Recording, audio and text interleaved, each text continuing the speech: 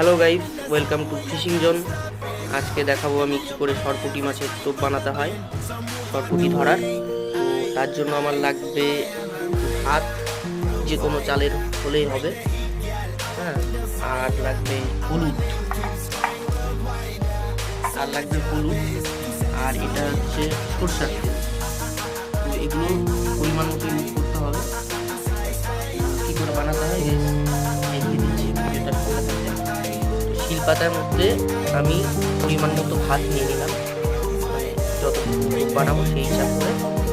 আর একটুখানি হলুদ নিতে হবে, হলুদটাও পরিমাণ মতো নিতে হবে, খুব বেশি না, হালকা কালার হওয়ার জন্য জাস্ট আমি অল্প নিয়ে নিলাম।